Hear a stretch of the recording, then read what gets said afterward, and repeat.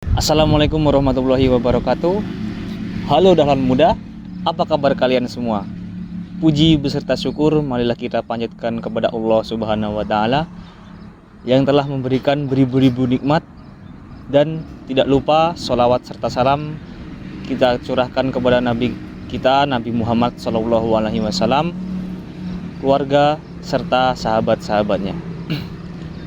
Semoga pada kesempatan kali ini dapat menjadi saluran untuk berbagi kebaikan, pengetahuan, dan kasih sayang dalam rangka mendekatkan diri kepada Allah Subhanahu wa taala.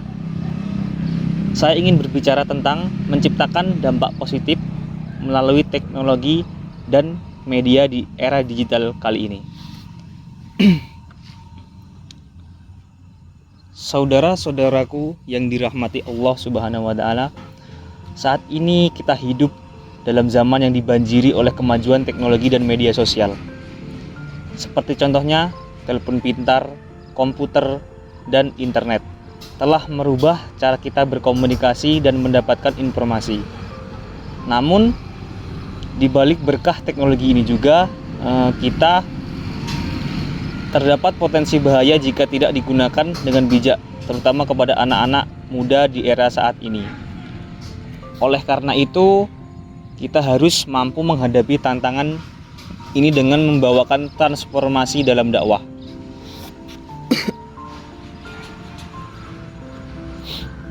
Dakwah atau upaya menyampaikan pesan agama memiliki peran yang sangat penting dalam membentuk perilaku dan pola pikir bagi umat manusia, terutama di era digital saat ini. Kita memiliki akses ke berbagai platform media sosial yang memungkinkan kita untuk berkomunikasi dengan jangkauan yang sangat luas.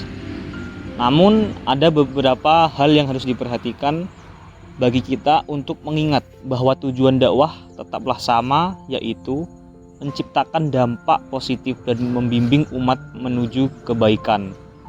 Nah, untuk mencapai tujuan ini, ada beberapa prinsip yang perlu kita perhatikan. Di sini saya sudah merangkum terdapat 4 di antaranya. Yang pertama itu ada interaksi dan kebenaran. Artinya apa sih? Ketika kita berbicara tentang berbagai informasi atau pesan agama di media sosial, ada hal penting yang harus kita ingat, yaitu kejujuran. Kenapa? Karena anak-anak muda pada saat ini jarang sekali yang memiliki sifat jujur. Dan ingatlah bahwa Nabi Muhammad SAW selalu mengajarkan kita untuk berkata benar dan jujur. Jadi, sebelum kita membagikan berita atau informasi, pastikan bahwa informasi atau berita itu benar-benar sudah terverifikasi. Atau dalam artian, jangan sampai kita tanpa sengaja menyebarkan berita palsu yang bisa membuat bingung atau bahkan merugikan orang lain. Kemudian yang kedua itu ada etika dalam berbicara. Nah, ini juga penting. Kenapa? Karena kita berinteraksi di dunia maya, seperti saat kita berkomentar atau berdiskusi di media sosial. Ingatlah untuk selalu menggunakan bahasa yang baik dan sopan.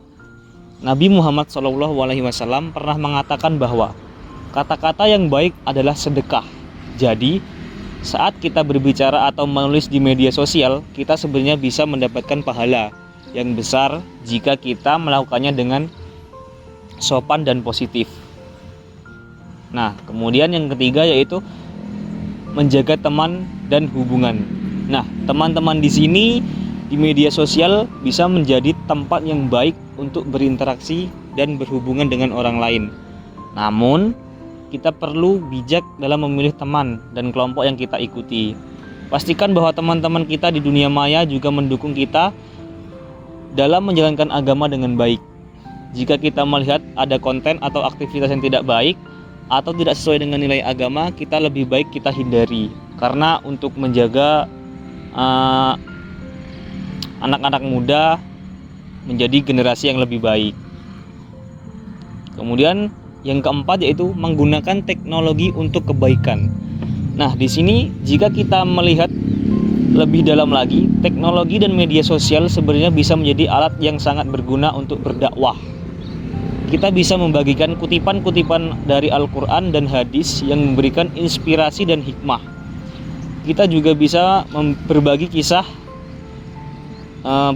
nyata seperti bagaimana Islam mengubah hidup kita menjadi lebih baik. Kemudian dengan cara ini kita bisa memberikan dampak positif kepada banyak orang.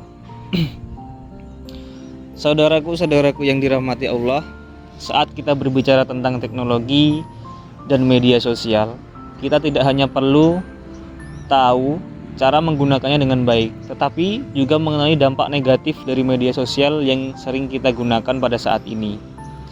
Jika kita salah menggunakannya, terutama kepada anak-anak muda ini, sangat penting karena kita adalah generasi yang paling terlibat di dalam dunia digital ini. Nah, salah satu contohnya yaitu kecanduan dan waktu berlebihan.